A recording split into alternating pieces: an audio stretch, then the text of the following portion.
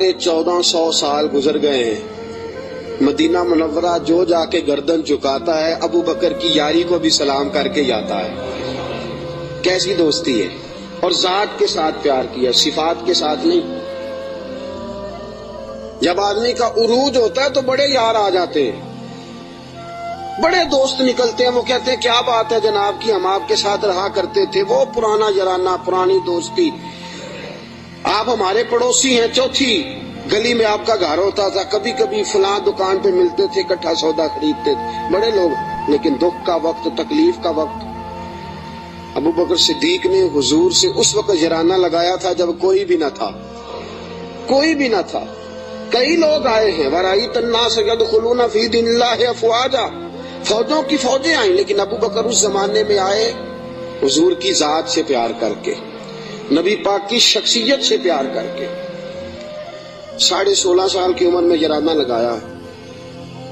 حضور بھی تجارت کرتے تھے، جناب صدیق اکبر بھی تجارت کرتے تھے۔ جب جناب خدیجہ الکبریٰ سے نبی پاک علیہ الصلوۃ والسلام کا نکاح مبارک ہوا تو حضور اسی محلے میں چلے گئے جہاں حضرت خدیجہ کی رہائش تھی، تو اسی محلے میں، جس کو آج شار ابراہیم خلیل کہا جاتا ہے، اسی محلے میں مکہ مکرمہ میں جناب صدیق اکبر کا گھر تھا۔ پہلے یارانہ تھا، پھر محلہ بھی ایک ہو گیا۔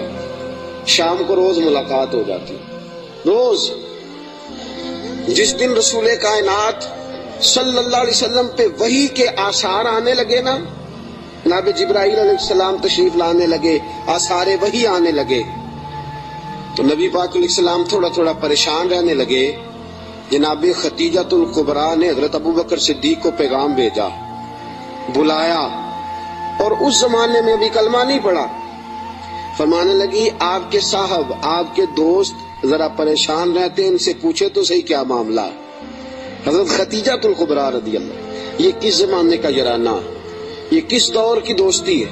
اور وہ تجارت کا زمانہ تھا، وہ کاروبار کا وقت تھا، رسول پاک کے ساتھ دوستانہ لگ گیا تھا، محلہ ایک تھا۔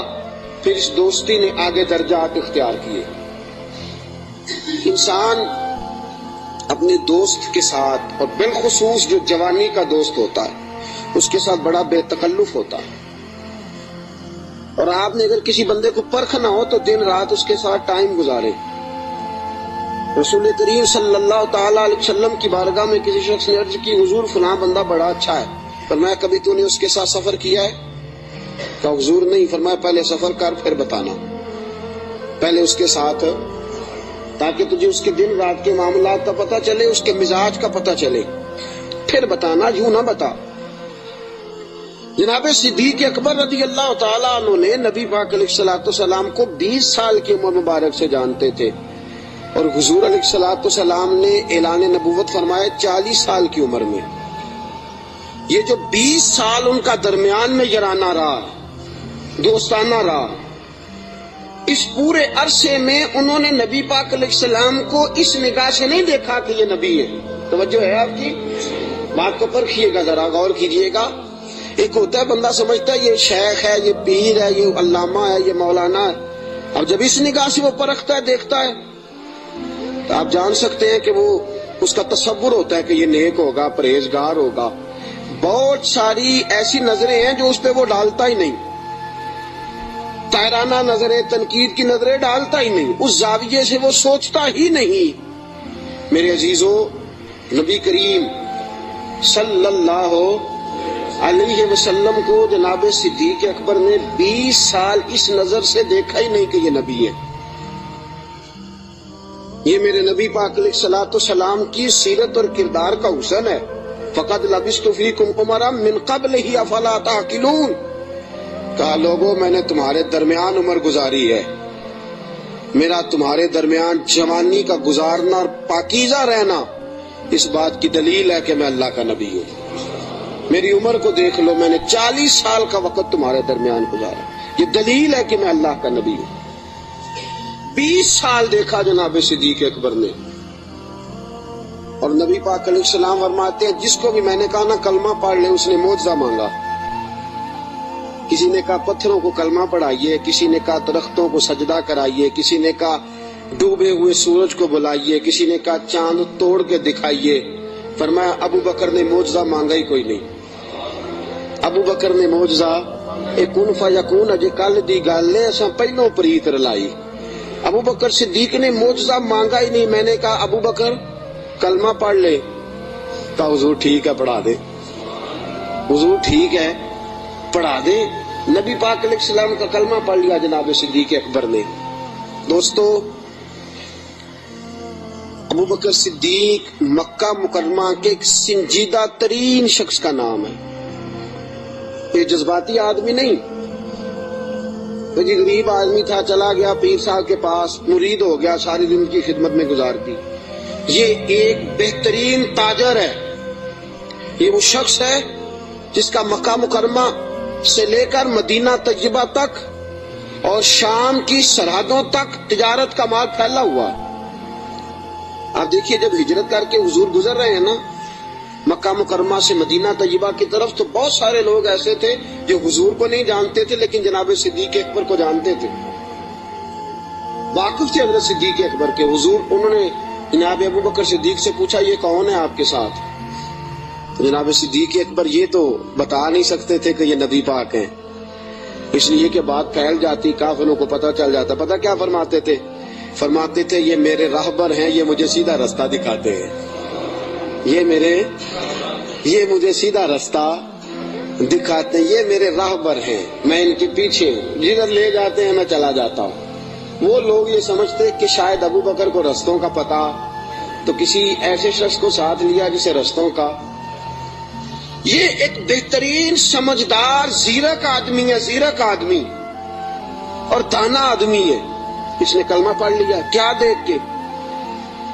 صرف یہ دیکھ کے کہ یار وہ شخص جس کی جوانی اتنی پاکیزہ ہے, جس کا مزاج عرب کے اس برے اور گندے معاشرے میں اتنا صاف ستھرا ہے, وہ یقیناً اللہ کا نبی ہو سکتا ہے. اس مزاج میں جناب صدیق اکبر نے کلمہ پڑھا اور کلمہ پڑھ کے پوری تیاری کر لی نبی پاک کا ساتھ دینے کی. تجارت چھوڑ دی, کاروبار چھوڑ دیا, بچے بھی تھے.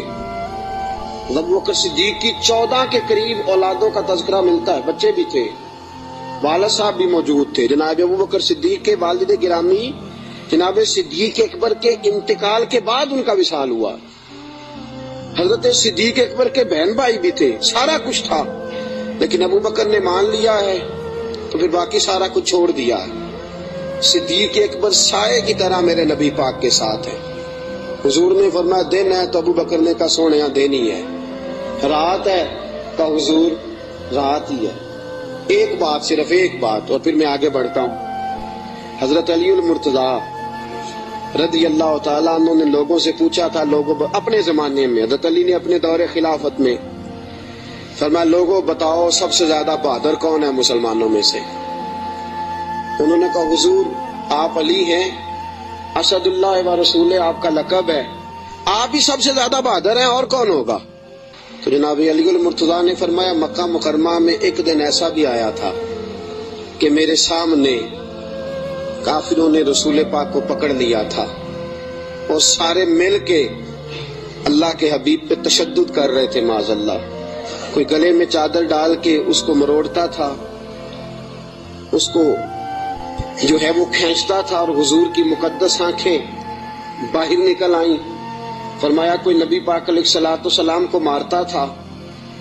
فرماتے ایک شخص زور سے پکارا ابو بکر کو بلاؤ. ایک شخص زور سے پکارا ابو بکر کو. جناب علی المرتضیٰ فرماتے ہیں میری 13-14 سال عمر تھی, میں نے ابو بکر کو آتے دیکھا, نہ سر پہ ٹوپی تھی نہ پیروں میں جوتا تھا. ابو بکر دوڑا ہوا آیا, کافروں کو پکڑ کے ادھر پھینکا ادھر پھینکا, اور فرمایا رسول پاک کے اوپر لیٹ گئے. پھر جتنے ڈنڈے آئے ابو بکر کو لگے, پھر جتنے جوتے آئے ابو بکر کو لگے, پھر جتنے لوگوں نے مکے لگائے وہ ابو بکر کو لگے.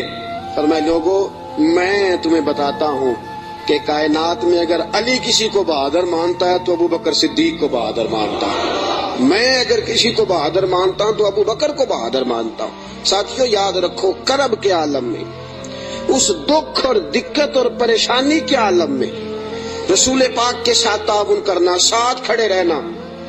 اور حضور کا اعتماد پتہ کتنا تھا؟ ہجرت مدینہ کا حکم آ گیا, سارے صحابہ کو حضور نے فرمایا چلے جاؤ. سب کو کہا جاؤ مدینے، چلے گئے۔ جناب صدیق اکبر کہنے لگے حضور میرے لیے کیا حکم ہے؟ اگر آپ اس فکرے کو سمجھتے تو بڑی گہرائی ہے، بھئی سب کو حکم دے دیا، تیرے لیے کوئی انوکھا ہوگا؟ وجہ ہے آپ کی؟ سب کو بھئی چلے جاؤ سارے۔ ابو بکر پوچھتے ہیں حضور میرے لیے کیا حکم ہے؟ جب سب کو کہہ دیا تو ابو بکر اندر نہیں آیا سب کے، کہا حضور میرے لیے۔ ابو بکر جانتے تھے باقی سب کا حکم اور ہوتا ہے، ابو بکر کا اور ہوتا ہے۔ سارے چلے جاؤ، حضور میرے لیے کیا حکم ہے؟ فرمایا تو نے نہیں جانا، تیرے لیے نہیں۔ حضور میرے لیے نہیں؟ نبی پاک علیہ السلام نے فرمایا مجھے امید ہے مجھے بھی اجازت مل جائے گی، دونوں اکٹھے ہی جائیں گے، تجھے ساتھ لے کے جانا۔ بس تیاری شروع ہو گئی۔ ایک روایت میں 2 اور امام راضی کہتے ہیں نہیں 3 تھیں، 3 اونٹنیاں موٹی تازی تیار کر لی۔ اب دیکھو ڈیوٹی لگ رہی ہے، یہ تاجر آدمی ہے، تاجر گھاٹے کا سودا نہیں کرتے، نقصان کی بات نہیں کرتے۔ اس شخص نے دیکھی انداز کیا اختیار کیا ہے۔ حضرت ابو بکر صدیق نے اپنے غلام جناب عامر بن فہیرہ رضی اللہ تعالیٰ عنہ سے کہا تو نے دن بھر بکریاں چرانی ہیں اور جب شام پڑ جائے اندھیرا چھا جائے تو غار ثور کے سامنے بکریاں لے آنی ہیں، میں وہاں آؤں گا اور میں اتر کے بکریوں کا دودھ دھو کے لے جاؤں گا اور حضور کو پلا دوں گا۔ یہ غلام کی ڈیوٹی لگ گئی۔ اپنے بیٹے عبداللہ بن ابو بکر سے کہا کہ تو دن بھر کافروں کی سرگرمیوں کا خیال رکھے گا اور شام کو آ کے مجھے خبر کرے گا کہ ان کا نیا منصوبہ کیا ہے۔ اپنی بیٹی حضرت اسماء بنت ابی بکر سے فرمایا بیٹی ڈیلی تازہ کھانا پکا کے لانا ہے، تازہ کھانا، اور دیکھنا شام کو کھانا لائے تو اتنا لانا کہ صبح بھی کھا سکے۔ ابو بکر صدیق رضی اللہ تعالیٰ عنہ کے پاس 40,000 دینار تھے گھر میں پڑے ہوئے، والد صاحب نابینا تھے۔ ابو بکر صدیق نے 40,000 دینار تھیلے میں ڈالے، اس جگہ چھوٹے چھوٹے پتھر رکھے، اوپر کپڑا ڈالا اور فرمایا بیٹی اگر ابا جی پوچھے نا پیسے تو نہیں لے گیا ابو بکر، تو ان کا ہاتھ پکڑ کے کپڑے کو لگا دینا، وہ سمجھیں گے پیسے ادھر ہی ہے۔ لہذا سارا کچھ تیار کر کے صدیق اکبر اب تیار ہیں، کب بلاوا آتا ہے؟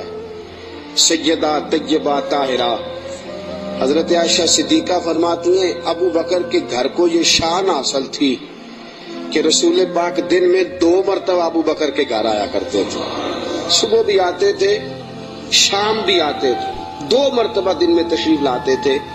فرماتی ہیں رات کا وقت ہے، میرے والد گرامی کو حضور نے کہہ دیا ہے، ادھر سارے کافروں نے نبی پاک علیہ السلام کا مکان محاصرہ کر لیا ہے۔ حضور گھر سے نکلے، ابو بکر کے دروازے پہ دستک دینے لگے، ہاتھ رکھا دروازہ کھول گیا، ہاتھ آدھی رات کا وقت ہے، ہاتھ رکھا دستک دینے کے لیے دروازہ کھول گیا، دروازہ کھلا تو ابو بکر دروازے کے پیچھے کھڑے ہیں۔ حضور نے فرمایا تو سویا نہیں، تو جاگ رہا ہے؟ کہ سونیا جس دن آپ نے فرمایا تھا نا جانا ہے ساری رات ہی دروازے پہ کھڑا رہتا ہوں۔ سونا کس کو یاد ہے؟ سونا مرنے کے بعد بھی میری آنکھیں کھلی رہی، مرنے کے بعد بھی میری آنکھیں کھلی رہی، مجھے عادت جو پڑ گئی تھی تیرے انتظار کی، کہ یا رسول اللہ جس دن فرمایا تھا جانا ہے ساری رات دروازہ کھول کے انتظار کرتا ہوں، سونا جب بھی آئے گا فوراً نکلیں گے۔ رسول پاک علیہ السلام نے فرمایا میرے پاس جبریل آئے اور عرض کرنے لگے حضور آپ کو اجازت ہے ہجرت کر سکتے ہیں؟ تو میں نے کہا میرے ساتھ کون جائے گا؟ تو جناب جبریل کہنے لگے رب فرماتا ہے ابو بکر کو ساتھ لے جانا۔ ابو بکر صدیق کو ساتھ نکلے۔ اب ایک شخص تھا عبداللہ بن اریت اس کا نام تھا، جناب صدیق اکبر چونکہ رستہ وہ اختیار کرنا تھا مدینے جانے کے لیے کہ جو عام رستہ نہیں جس سے سب لوگ جاتے تھے اس رستے نہیں جانا تھا، رستے میں آبادیاں تھی، گاؤں تھے، ایسا نہ ہو کہ کفار کو پتہ چل جائے، الگ رستہ اختیار کر۔ ایک شخص حضرت صدیق اکبر نے کچھ پیسوں پر ساتھ لیا، جو بندہ رستہ ایک الگ رستہ اختیار کرنا تھا تو وہ رستہ بتلائے، اور اعلیٰ حضرت رحمت اللہ نے لکھا ہے کہ جس رستے سے روٹین میں لوگ جاتے ہیں وہ رستہ اختیار نہیں فرمایا. جب نکلے نا گھر سے غار ثور تک، اس وقت اونٹنی پہ نہیں بیٹھے. آپ نے عبداللہ نامی شخص کو کہا کہ تو 3 دن کے بعد یہ اونٹنیاں لے کے غار کی دوسری سائڈ پہ پہنچ جانا. 3 دن کے لیے جب گئے ہیں، رات کو تو پیدل گئے ہیں. نکلے غار ثور کی طرف، نبی پاک ساتھ ہیں، ساری رات کی نیند ہے، حضور کا جسم مبارک نازک ہے. غار ثور تک جاتے ہی تھک گئے رسول پاک علیہ السلام، بظاہر تھک گئے. عمر بھی زیادہ نہیں، ابو بکر صدیق 2-2.5 سال تو چھوٹے ہیں صرف.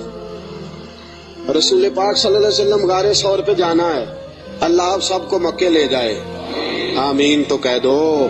اللہ آپ کو مکے لے جائے، لے جائے اللہ تبارک و تعالیٰ آپ کو، تو پھر آپ غار ثور پہ بھی جائیں. ویسے مجھے ایک شخص ملا ہے مکے میں جو کہتا ہے مجھے 18 سال ہو گئے میں اوپر نہیں گیا، ڈر لگتا ہے. 18 سال ہو گئے رہتے ہوئے اوپر گیا، اس لیے کہ اونچی بڑی ہے. 5413 فٹ اونچی غار ہے. 5400 رستہ بھی کوئی نہیں. اور یہ وہ غار ہے جس کا اللہ نے قرآن میں ذکر فرمایا ہے، اذ ہما فی الغار، جب وہ دونوں غار میں تھے. اور وہاں اتنے سیانے پڑھے لکھے مولوی رہتے ہیں، جس غار کا اللہ نے قرآن میں ذکر کیا کہتے اوپر نہ جانا. بھئی اللہ نے قرآن میں ذکر کر دیا، اسے دیکھنے نہ جائیں، کیا خیال ہے؟ تو اوپر نہ جانا. نبی پاک تو کام کے لیے گئے تھے، تمہیں کیا کام ہے؟ تو ہم نے کہا ہم کام تو پوچھتے نہیں، ہم نے نہ کبھی قطرے پہ غور کیا اور نہ دریا دیکھا، بس جہاں تیری جھلک دیکھی وہیں ڈوب گئے. اب 5413 فٹ اونچی غار ہے، رستہ آج بھی صحیح نہیں. بندہ چڑھ سکتا؟ تسی کدوں آکھنا ہے نہیں، جڑے چڑھے انہوں نے پوچھو بندہ کی ہے. 5413 فٹ اونچی غار ہے، رستہ آج بھی ٹھیک ہے. حالانکہ بڑا بن گیا، بڑا بنایا لوگوں نے، کوشش کر کے ہمت کر کے بنایا، لیکن آج بھی رستہ ٹھیک ہے. اس دور میں کیسا ہوگا؟ اور ایک بات میں آپ کو پہلے بتا چکا کہ وہ رستہ اختیار بھی نہیں کرنا غار پہ جانے کے لیے جو روٹین میں لوگ استعمال کرتے ہیں. الگ رستے سے جانا، وہ رستہ تو استعمال ہی نہیں کرنا. اب تھوڑا سا رستہ چڑھے، الگ رستہ ہے، غار ثور پہ چڑھنا ہے. حضرت ابو بکر صدیق فرماتے ہیں اچانک میری نظر پڑی تو حضور کے مقدس قدموں سے خون بہ رہا تھا. اچانک نظر پڑی. بڑے بڑے پہلوان لوگ میں نے دیکھے ہیں، نصیبوں والے، جو ویل چیئر پہ اپنے ابا جی کو سارا حج کرا دیتے ہیں.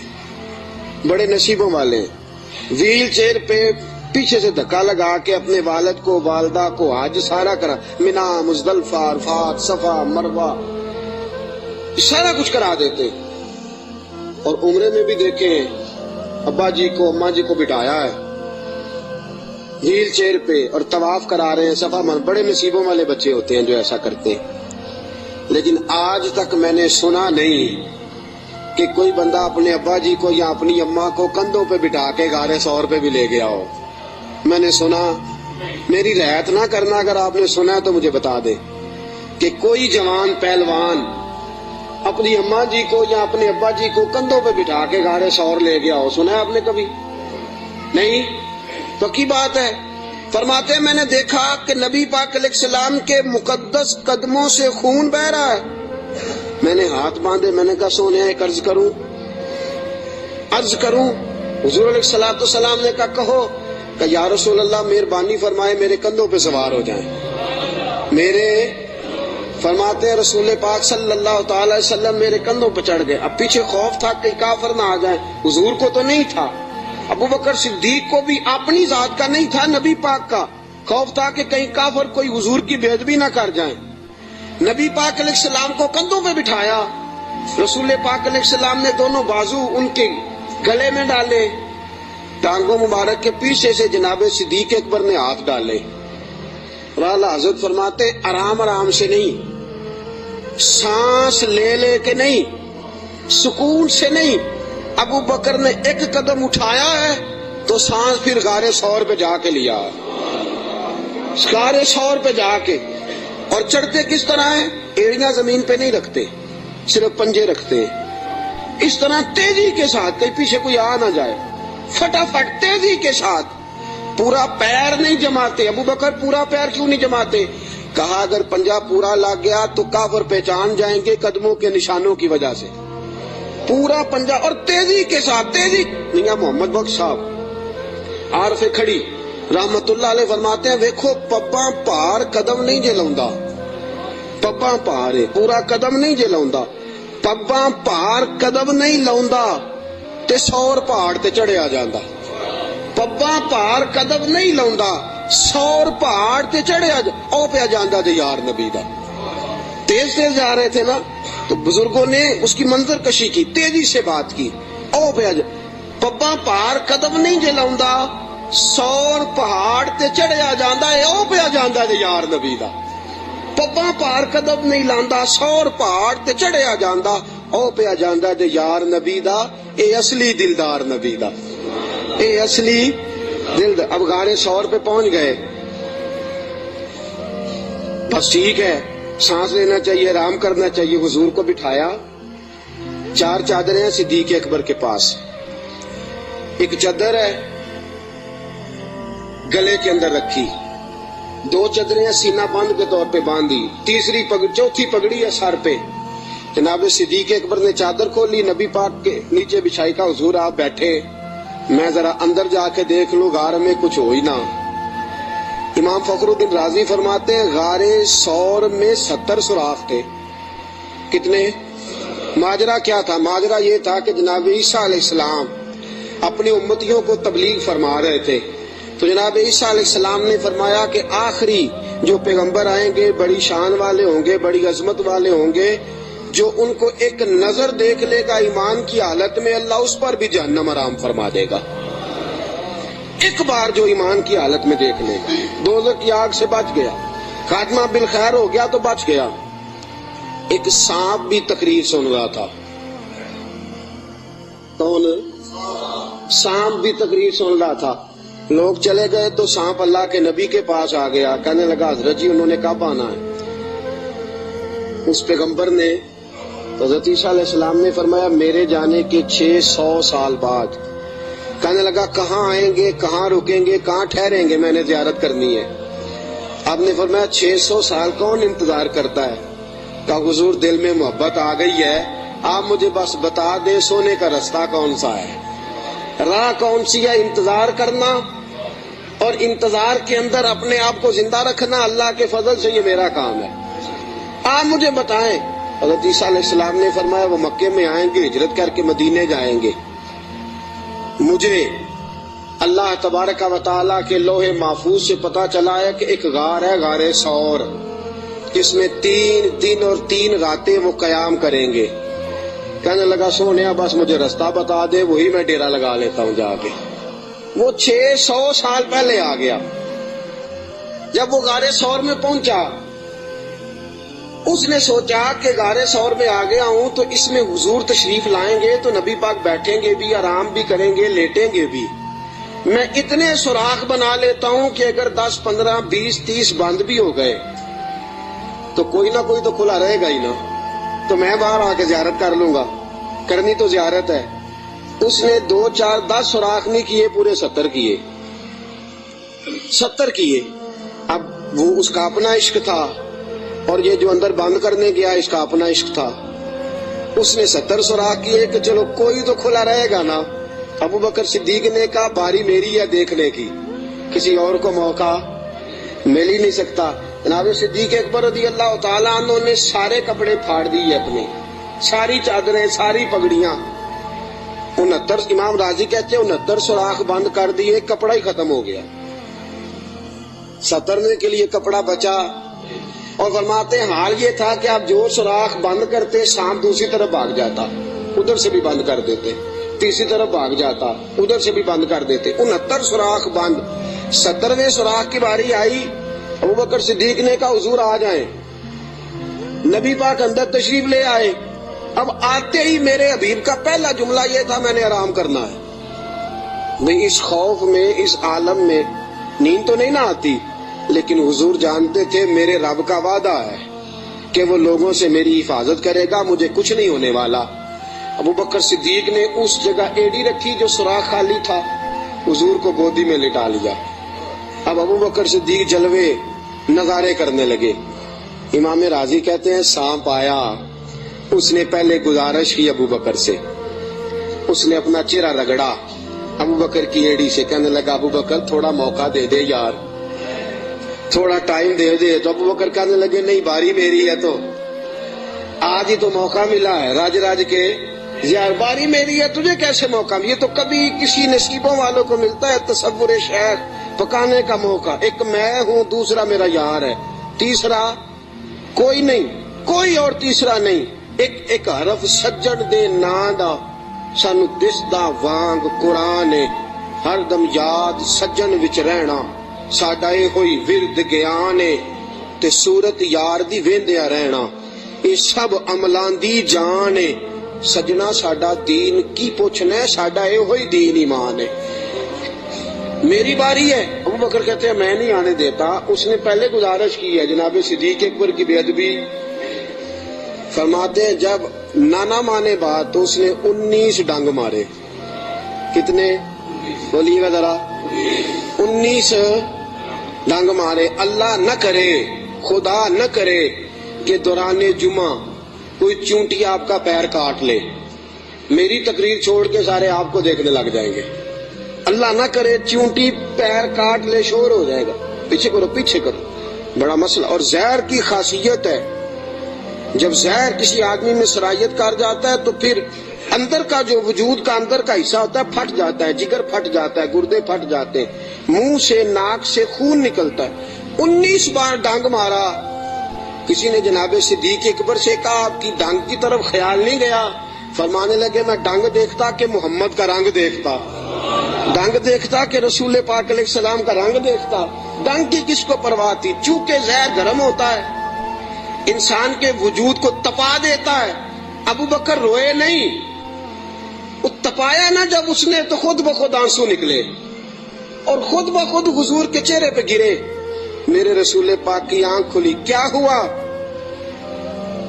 آپ کو کوئی چیز ابھی یہاں آ کے کاٹتی ہے، میں پوچھتا ہوں جی کیا ہوا تو آپ کیا کہیں گے؟ حضرت علامہ مولانا فلاں فلاں فلاں فلاں صاحب مجھے جناب چیونٹی نے کاٹ لیا۔ یہ تو نہیں نا بندہ کہتا بھئی یہاں آپ کو سانپ نے کاٹا ہے، تو آپ تو کہیں گے سانپ سانپ سانپ، مولانا بیٹھے ہو یا مفتی بیٹھے ہو مجھے تو سانپ لڑ گیا ہے۔ نبی پاک صلی اللہ تعالی علیہ وسلم نے فرمایا ابو بکر کیا ہوا؟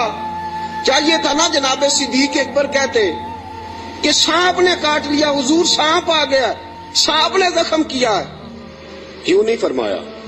حالانکہ ایمرجنسی جب لگتی ہے تو القابات کا خیال نہیں رہتا، لوگ تو آداب کا خیال نہیں رکھتے، دوڑ نکلتے ہیں، بھاگ جاتے ہیں، پریشانی کے عالم میں یاد نہیں رہتا سامنے کون ہے، ادھر کون ہے، دائیں بائیں کون ہے۔ حضور نے فرمایا کیا ہوا؟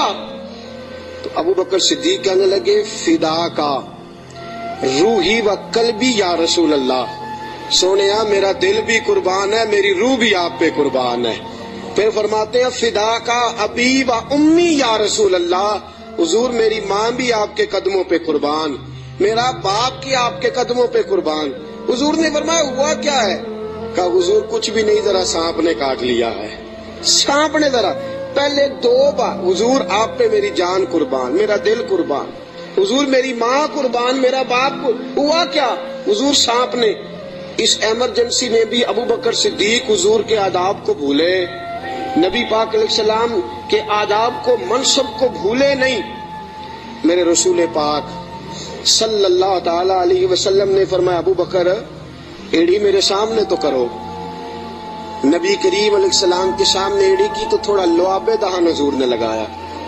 ابو بکر صدیق فرماتے اس گرمی کے موسم میں مصطفیٰ کا لعاب لگا، 19 بار ڈنگ کا پتہ بھی نہیں چلا تھا، لعاب دہن نے پورے وجود میں ٹھنڈ پیدا کر دی، پورے وجود میں ٹھنڈک پیدا ہو گئی۔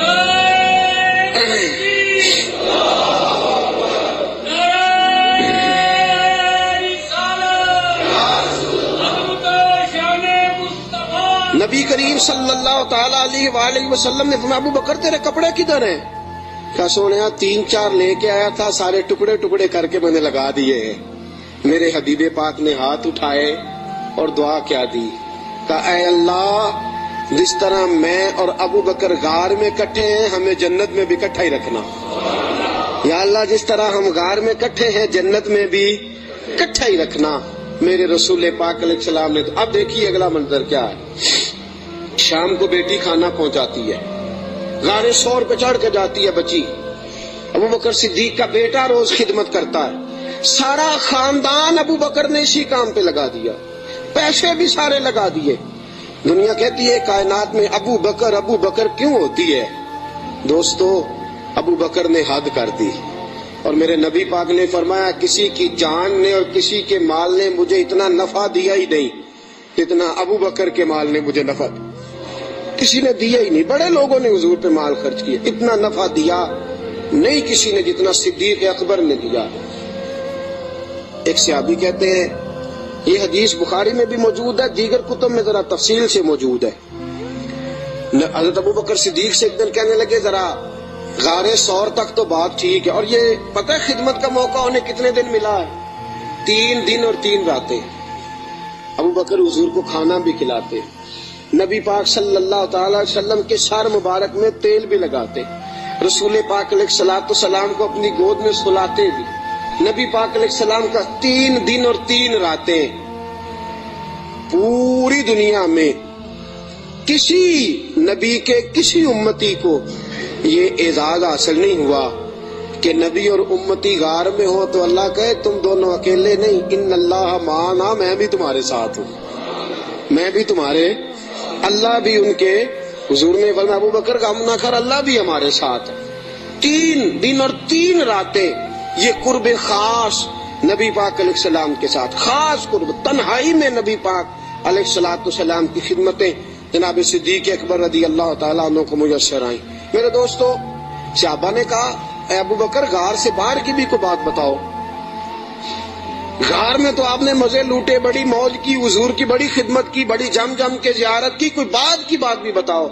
تو فرمایا غار سے نکلے, اونٹنیوں پہ بیٹھے تو ایک دن حضور تھک گئے, گرمی بڑی سخت تھی.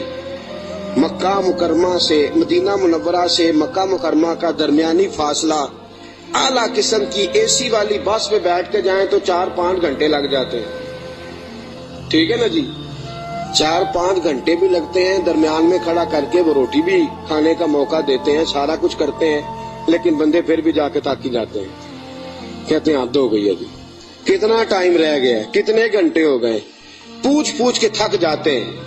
میرے نبی پاک علیہ الصلوۃ والسلام اونٹنی پہ سوار ہے, تیز دھوپ کا منظر ہے. جناب صدیق اکبر فرماتے ایک مقام پہ شدید تھکاوٹ محسوس ہوئی تو میں نے عرض کی یا رسول اللہ صلی اللہ علیہ وسلم اگر مہربانی فرمائیں تو تھوڑا آرام نہیں کر لیتے؟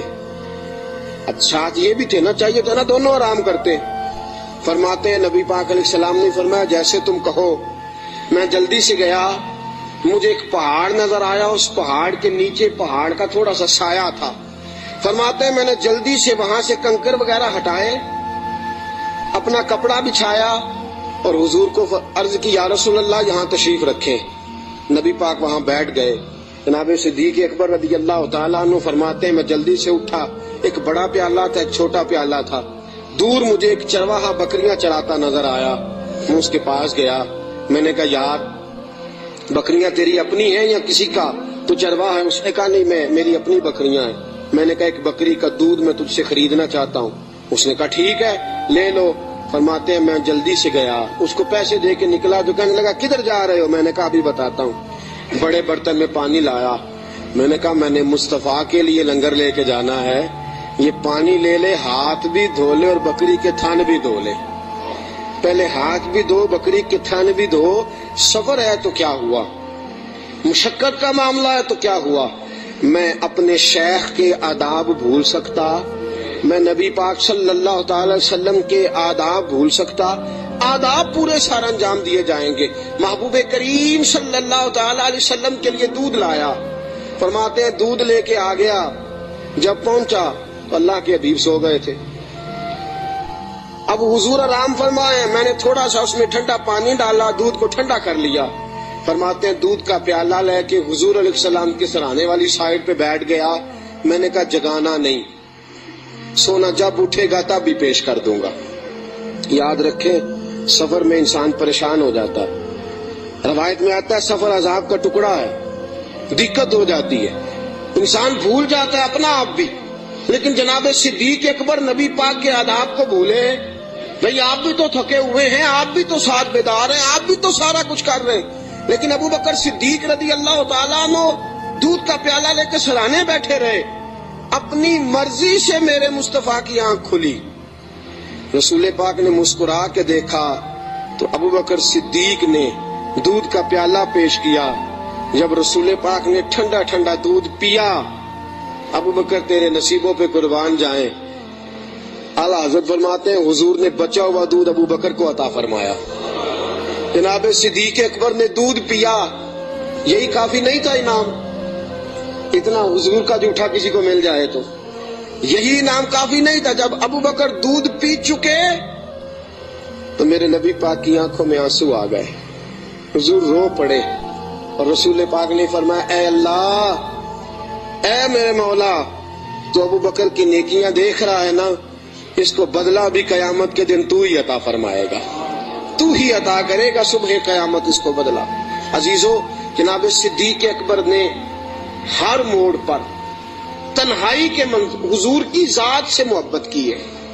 जो हुजूर ने कह दिया अबू बकर ने कहा ठीक है, जैसा हुक्म हो गया, बाकी सारी कायनात पीछे। आज जोज मानने का माहौल है, जोज, थोड़ी मान लो थोड़ी छोड़ दो, थोड़ा कर लो, थोड़ा अपना नफा नुकसान सोच के चलो। अबू बकर सिद्दीक ने सोच दी कि जब गुलामी का तस्वुर आ गया फिर नफा नुकसान भूल जाओ। फिर ये देखो कि सामने क्या, किसी ने सैयदना गौसे आजम जिलानी से पूछा कि हजरत जी आपके लाखों मुरीद हुए हैं, मजा किस बात में आया है? आप फरमाने लगे लाखों छोड़ दो, अल्लाह एक दे दे, दे अबू बकर जैसा दे। लाखों छोड़ो, एक दे दे अल्लाह, दे अबू बकर जैसा दे।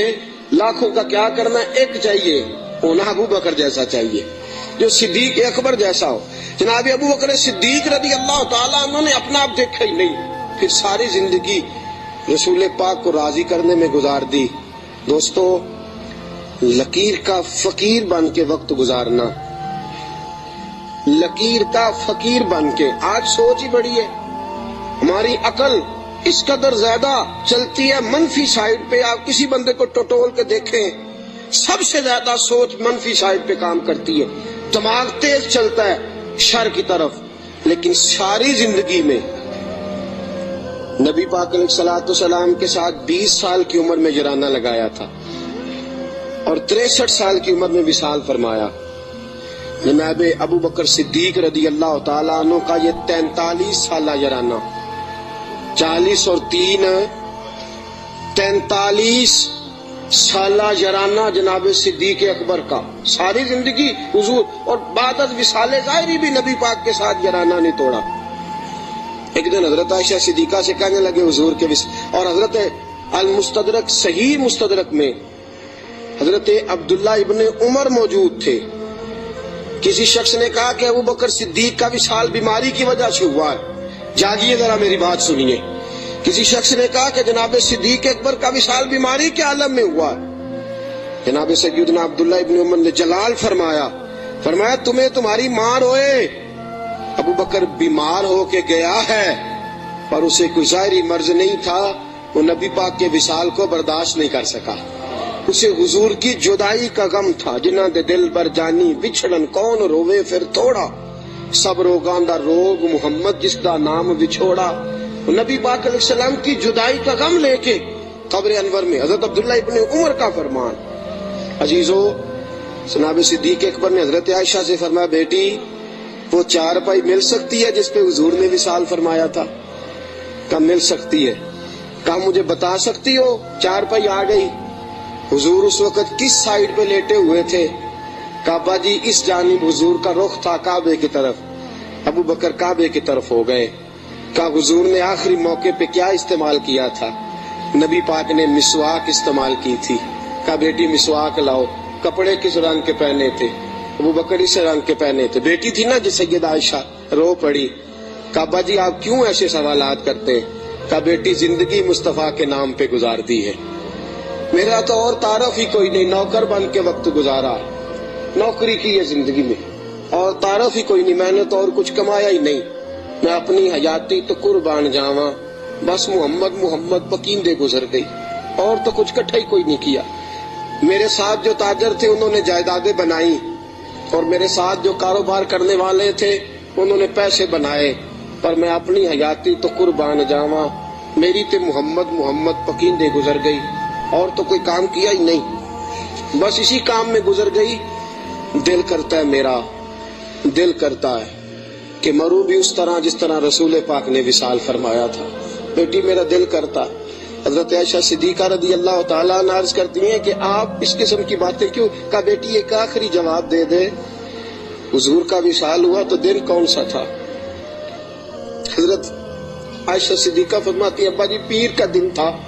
فرمایا بیٹی پھر تو دعا کر اللہ مجھے منگل نہ دکھائے، دعا کر اللہ مجھے منگل نہ دکھائے یہ وقت۔ دوستو جناب صدیق اکبر کا وصال ہوا تو علی المرتضیٰ جیسا شیر چارپائی کے سرانے کھڑا ہوا تو حضرت ابو بکر کی چارپائی کے سرانے کھڑے ہو کے علی المرتضیٰ رو رو کے بحال ہو گئے اور کہنے لگے لوگ کہتے ہیں ابو بکر چلا گیا ہے، مجھے تو لگتا ہے دنیا سے مصطفیٰ کی تصویر رخصت ہو گئی ہے۔ لوگ کہتے ہیں ابو بکر گیا، اور مجھے لگتا ہے کہ یہ وفاؤں کا جنازہ ہے، یہ آج جو ہم جنازہ پڑھیں گے یہ محبتوں کا جنازہ۔ کائنات میں وفا جس کا نام تھا، اور کائنات میں نوکری کرنے کا جس نے حق ادا کیا، اور کائنات میں جس نے وفائیں رقم کی، حضرت علی المرتضیٰ شیر خدا رضی اللہ تعالی عنہ نے فرمایا مجھے تو لگتا ہے یہ وفاؤں کے پیکر کا جنازہ ہے۔